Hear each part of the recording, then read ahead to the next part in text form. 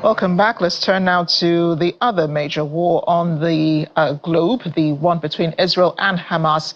The U.S. Secretary of State Antony Blinken is on his 9th trip to the Middle East since the war started, again for negotiations for a ceasefire between Israel and Hamas, and for the release of Israeli hostages being held by Hamas in Gaza. Earlier today, Mr. Blinken met with the Israeli President Isaac Herzog. He said after that, the ongoing negotiations may be the last opportunity to get the hostages home. He says there's also been deep concern about possible attacks coming from Iran and Hezbollah as tensions continue to rise in the Middle East following strikes on Lebanon and Tehran that killed top Hezbollah and Hamas figures. And these rounds of negotiations come after Israeli negotiators shared cautious optimism despite another round of talks in Doha between Israel, the US, Egypt and Qatar on a ceasefire and hostage deal fated to make a breakthrough.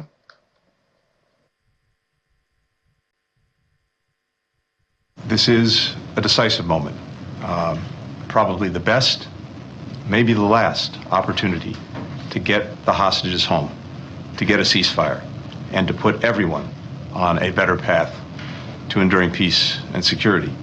I'm here as part of an intensive diplomatic effort on President Biden's instructions to try to get this agreement to the line and ultimately over the line.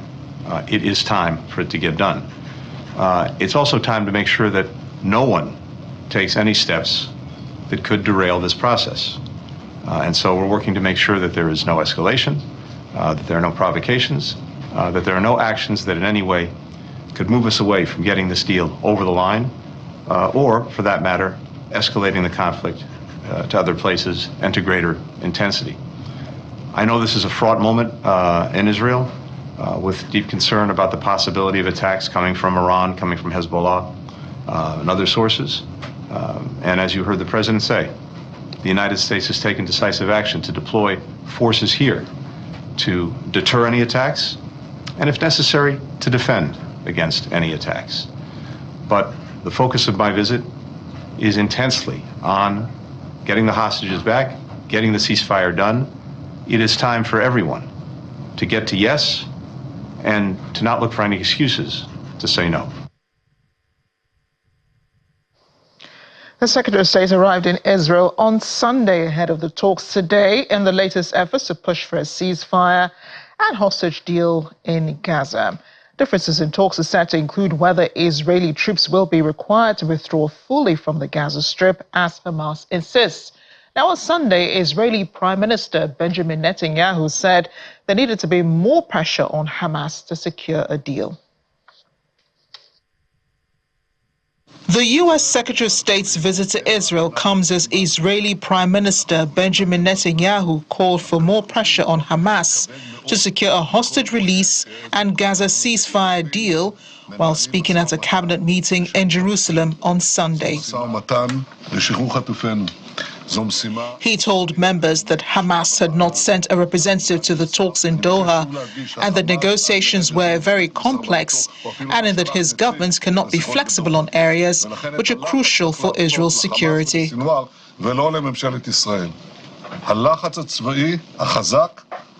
Mr. Blinken's return to the Middle East is part of Washington's renewed efforts to broker a ceasefire, negotiations seen as even more urgent after last month's back-to-back assassinations of a top Hezbollah commander and the Hamas political chief Ismail Haniyeh.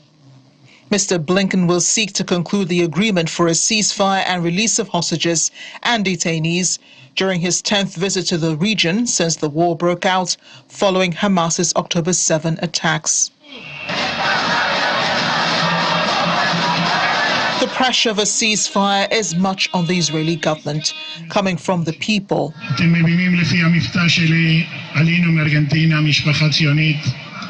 Thousands of demonstrators rallied in Tel Aviv on Saturday to demand the government secure the release of all 115 hostages believed still to be held by Hamas and accuse the Israeli Prime Minister of undermining negotiations. Protesters have been holding weekly demonstrations in Israel to demand the government hold new elections and strike a deal. In the meantime, Two senior Hamas militants, including the commander of the Jenin brigades, were killed in an Israeli drone strike on a vehicle in Jenin, West Bank, late Saturday. In a statement, Hamas's Al-Qassam Brigade's military wing mourned the deaths of Rafit Mahmoud Dawasi, the Jenin Brigade's commander, and operative Ahmed Abu Ara, who were both killed in the airstrike. The Israeli military confirmed conducting a drone strike in Jenin, stating that the objective was a terrorist cell and the two senior Hamas operatives had been killed.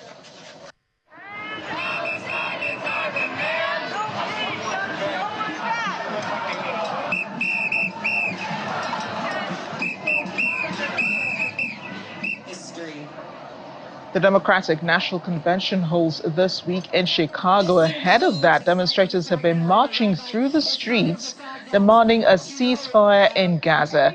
They're also drawing attention to abortion and economic injustice. Protests focusing on the Israel-Hamas war are expected to continue every day of the convention, which runs from August 19, that's today, up until the 22nd. According to local media, citing the Harris team, demonstrations continue, but the politician's position on Israel-Hamas war will remain unchanged, with her backing the deals currently on the table for a permanent ceasefire in Gaza and for the release of the hostages. They're killing us. We're tired. We're tired of being killed. We're tired of going to jail. We're tired of our men and women going to jail. We're tired of the police killing us. We're tired. So we are here to fight for our bodies and our hearts.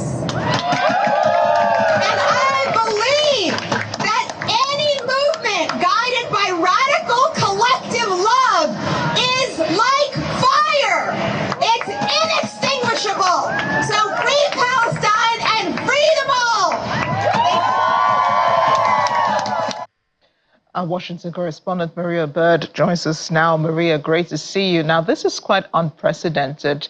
There were no similar protests, I don't remember any, ahead of the Republican National Convention raising any of these issues. Why is this peculiar to the Democrats now?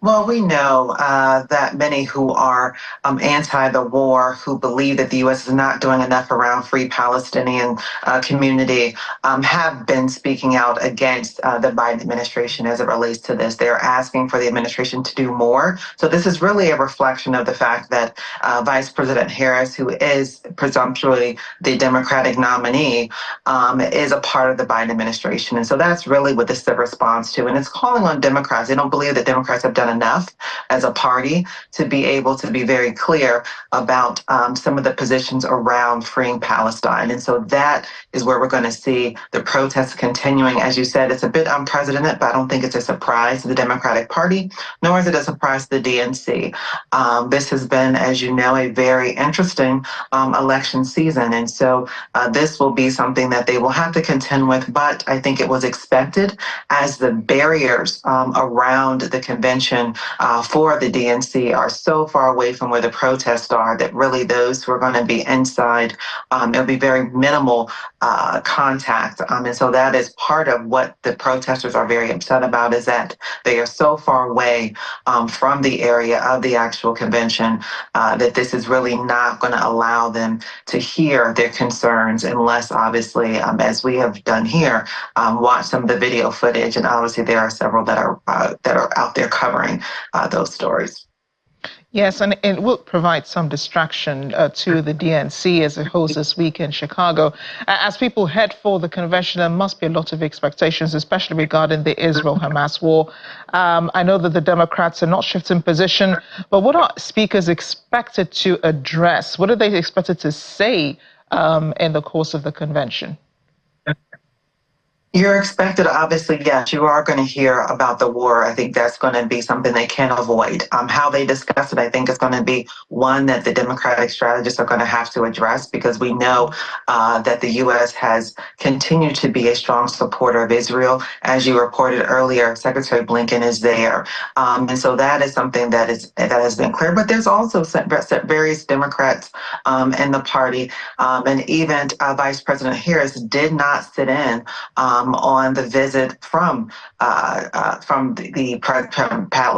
Israel's President Netanyahu, and so that, I think, in and of itself shows that she might not have the same sort of opinion as the current president. And so I think there's going to be very clear direction in that area. They're going to be very clear about discussing that. Additionally, they're going to be clear about abortion. Abortion rights are one of the very pillar points of her election. She's been very clear that the woman's right to being able to make a decision on her body. That's going to be discussed. Obviously, the economy is going to be discussed. The issues around Americans not having access to money, not having access to strong, well-paying jobs. So she's going to focus on that. She's also going to focus on the tax base, those individuals who are paying taxes, employment. She's going to touch the gamut of those areas that really hit the hearts of Americans.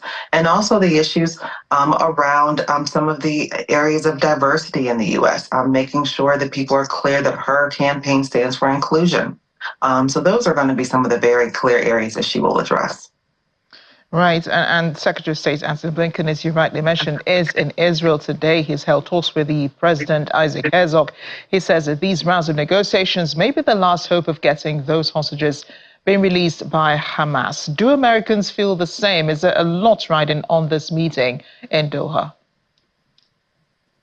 You know, unfortunately, I think Americans are aware of this meeting. I don't know how much they believe that this meeting is going to magically make major changes in what we've seen with the Israeli war and Hamas. And so I think the hope is that if there's some progress, great, but I don't know if there is this big campaign to state that this is going to definitely change and that we will potentially see more hostages released. And I think that, as you can see, this has been a very contentious situation in the U.S.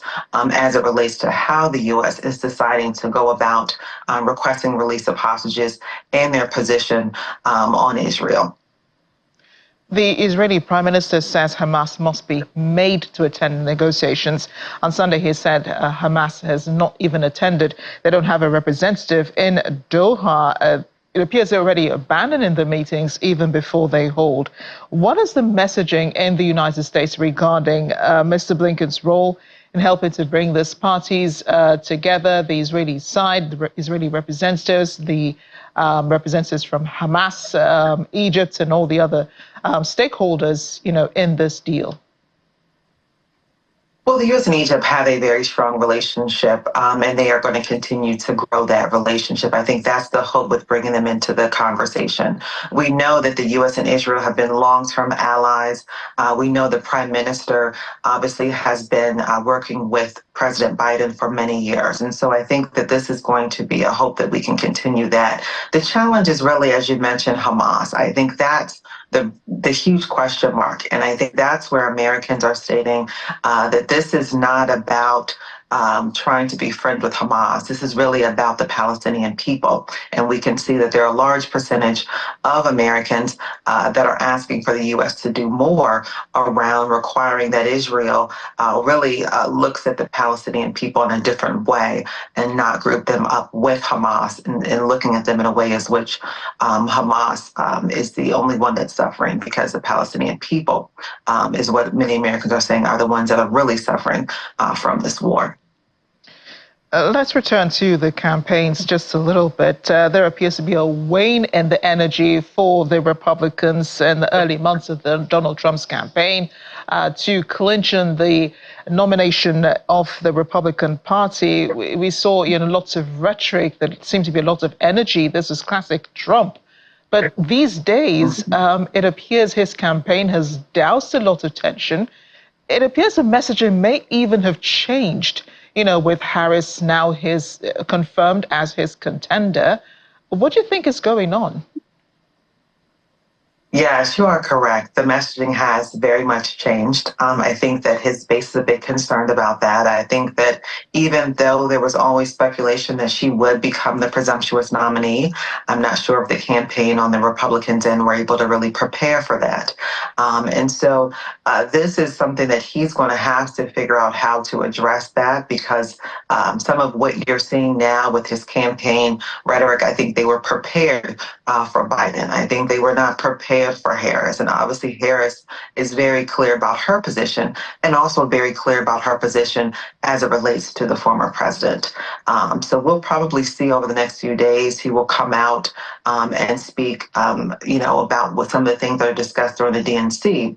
But whether or not he's going to be able to have substantial pieces of arguments that are going to allow his base to see, or those who are not in his base, those who are Republicans that potentially might vote for Vice President Harris. I think that's the area that he's got to be able to capture his information and what it is that he's trying to push forward as it relates to his campaign. But at this time, we've seen that definitely a lot of what he had prepared for, was not expecting with this change in those who were running for office, for the presidential office in the Democratic Party. Oh, Maria, I guess all bets are off after this week when the Democratic National Convention is over and then the real campaign starts. They have less than 3 months to go. A lot of discussions coming up ahead. Thanks again for joining us. We know you'll be with us through this journey.